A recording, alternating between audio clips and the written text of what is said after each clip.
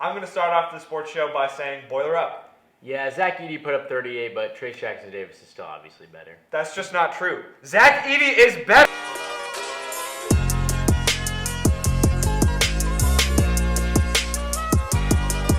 What is up, Shamrocks? It's the Zach Edey Protection Committee back for another episode of the Westfield Sports Show. On this episode, we break down the good and the bad of this past week in Westfield sports, analyze college basketball, give you our predictions for a lot of things in the coming weeks, and we retire one of the greatest pieces of content that's been on the Westfield Sports Show. Aiden, for the first time in a while, we are seen as vulnerable in boys basketball. Yeah, the boys went 0-2 on the weekend, suffering 2 one-possession losses. There's one simple reason for both the losses, and that reason is defense. In the first 7 games, opposing offenses only scored on average 37.5 points per game, since we've allowed 52.8 points per game. This is mainly because of the 3-ball. And the 2 losses over the weekend, we saw an influx of 3-point attempts, which is something we haven't seen from too many other teams. On the bright side, this stretch saw some solid performances. On Friday versus Avon, Alex Romack had 19 and 10 for a double-double. Sam Bishop was 1 point away from a double-double, going 9 points and 10 rebounds, and Trey Buchanan had 15 points as well. Don't forget about Seth's lights-out performance from beyond the arc, going 3 for 4 from the 3-point line on Friday. On Saturday, Trey Buck had the best performance, but stats haven't been posted yet. I do know, however, that a lot of guys scored, and we made a great comeback to keep us in the game in the second half. This week we have one game, and it's our last home conference game versus Fishers. It's Thursday at 7:30. Here's our own Adrian Wolf to preview that game. This week, the Westfield Shamrocks and Fishers Tigers will face off home at 7:30. The Shamrocks have had a tough go this weekend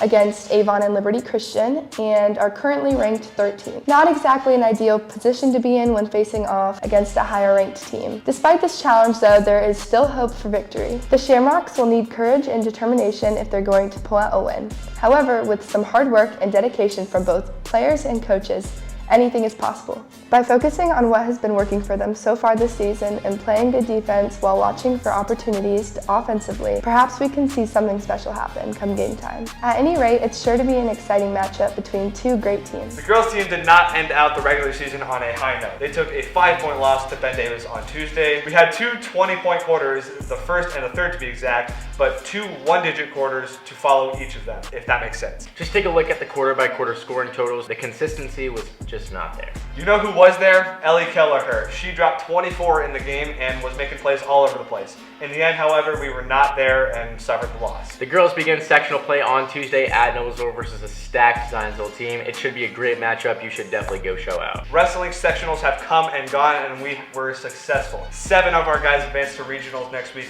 at North Montgomery High School. Ike O'Neill and Jonathan Tanner were both champs. Eli Fry, Hank Temples, and Jake Saez all finished second. Jason Rooney finished third, and Chase K. Meyer finished fourth. Again, they move on to regionals at North Montgomery High School on Saturday. Finally, girls swimming has sectionals on Thursday and Saturday, both at Carmel. It's just a miracle that we aren't arguing. That's so true, but as I said in the beginning, Zach Edey is still better and will always be better than Trace Jackson Davis. I'm just going to ignore him for a second and just speak facts for a minute. IU scraped by Minnesota in a sketchy win, then blew out Ohio State in Assembly Hall. Which is falling apart, by the way. I mean, you'll never see Mackey have a scoreboard fall. Purdue got a win in Ann Arbor on Thursday, then had a dominant win over Michigan State at home yesterday. They both have winnable games this week before they face off the first time this season at Assembly Hall on Saturday. Purdue is not losing.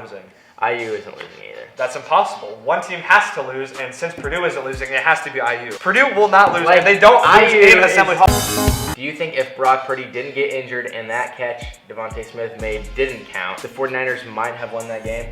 No, for both, no. Brock Purdy was no match for the Eagles defense, and if you took the drive's touchdown off the board where Devontae Smith made the catch, the Eagles still would have won by 17, so it was just a really solid win for the Eagles. Yeah, I'd say the Eagles just dominated on both sides of the ball. Neither of the 3 quarterbacks the 49ers had could get down the field, obviously resulting in a destroying Eagles win, moving them on to the Super Bowl. Dearly beloved, we are gathered here today. Wait, I don't know why we're trying to act like this is a funeral, because it's really not.